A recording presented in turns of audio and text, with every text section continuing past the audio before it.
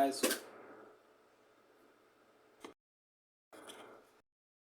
welcome back to another video. And yeah, I've just watched the full show of Elimination Chamber. My god. I just did, on my other second channel, I did a 5-hour live stream for the first ever time. I watched the full show whilst I was live streaming. Which was insane. And yeah, so this is in this video I'm going to be doing my review and what my thoughts on the pay-per-view and what's the future to come of the company heading to WrestleMania. So with that being said, let's get on with the actual video. And yeah, just subscribe with all notifications on so you don't miss a brand new banger when it uploads. And yeah, so let's go on to that first. So the first match that kicked off the show was the Women's Elimination Chamber match, and whoever wins will be getting the Raw Women's Championship match at WrestleMania against Bianca Belair. The match was insane. It was so good. There was a pod getting smashed through by Raquel Rodriguez to Nikki Cross. It was it almost knocked out Carmella.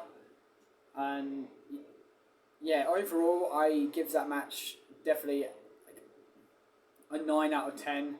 I thought there could have been a little bit more extreme moments, because obviously it's an Elimination Chamber match, which means it's insane and it's painful to go and step inside to. But overall, I give it a 9 out of 10. It's just the only downside was obviously the less extreme moments. There was some cool moments in there.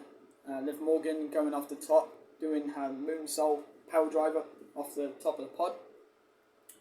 I think it was off. It was off top of the pod to Raquel. I think it was. Yeah, I think it was to Raquel. And yeah, so and obviously the winner was Asuka, as everyone predicted. That was literally the favourite to win.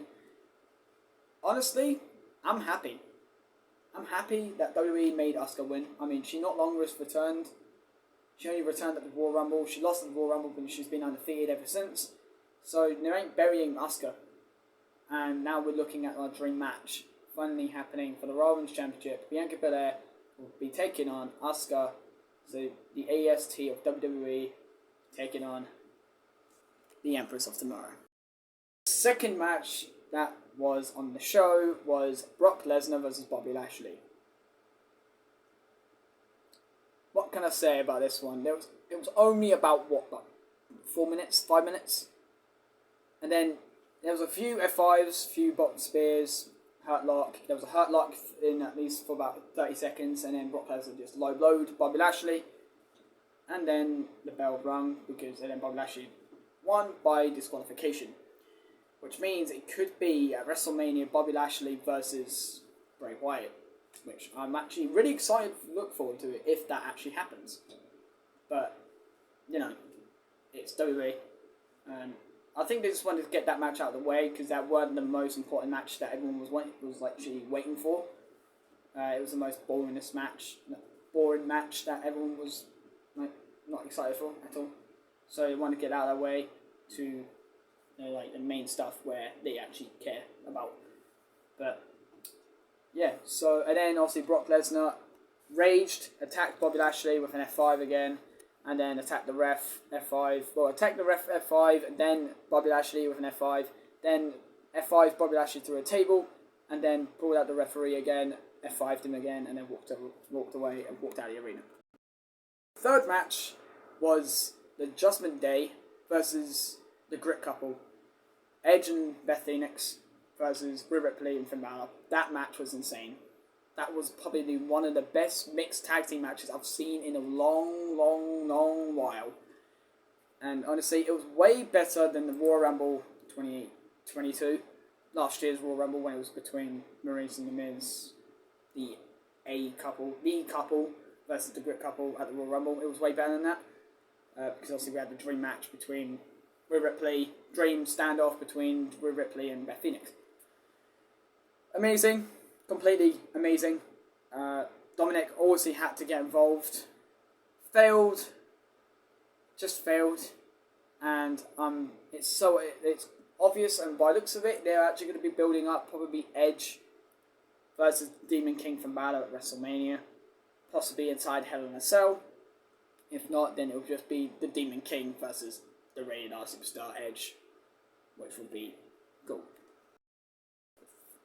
The fourth match, we had was the Men's United States Championship Elimination Chamber match.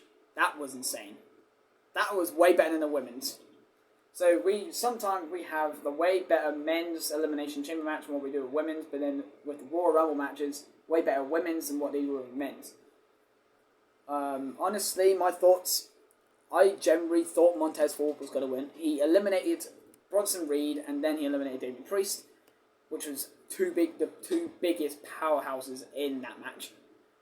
But then, obviously, Austin Theory, he was just about to get eliminated by Montez Ford when he did the Frog Splash, his finishing move, but Austin Theory obviously got the knees up.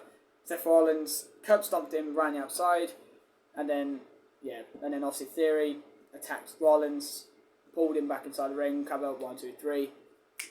Yeah, Austin Theory eliminated Montez Ford. And then Seth Rollins just about to win the match with the curb stomp, apart from Logan Paul returned, and he attacked Seth freaking Rollins, which is guaranteed they're going to be building up to a match at WrestleMania because they've been talking so much trash about each other online, on social media, and on WWE and stuff like that. So, yeah, that's probably the reason why. Honestly, if that match happens, I'm definitely watching it, and I'm definitely going to be doing my live reactions to WrestleMania Night 1 and Night 2. But it's going to be insane. Both nights, both really good matches building up. Literally, so much matches are building up, and it's so good so far. We've got Asuka versus Bianca Belair, Rhea Ripley versus Charlotte Flair, Cody versus Roman Reigns, or Sami Zayn. I'm going to get onto that in a minute. But there wasn't two major OMG moments. One was when Montez Ford climbed up on top of the chamber, and then he did a moonsault off the top of it.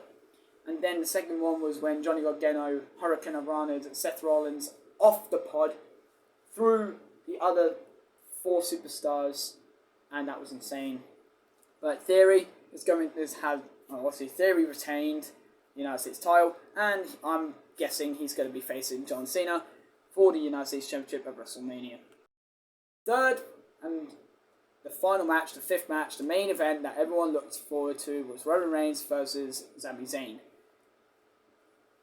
That match was heartbreaking.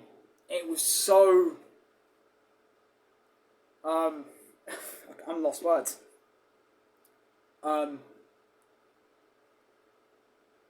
It was so good. That match, seriously, it was like one of the best matches. Way better than Kevin Owens and Roman Reigns, but way better than that, for sure. Sami Zayn almost won. He was inches. He was like that inches away from winning, like twice, maybe 3 times at the most. Until Roman Reigns obviously took out the referee, like he always does. He always finds a way to cheat. But it was insane. I honestly thought Roman Reigns was going to lose against Sami Zayn. It was actually incredible. But then, obviously, Roman Reigns hit him with a spear, retained the Undisputed Universal title.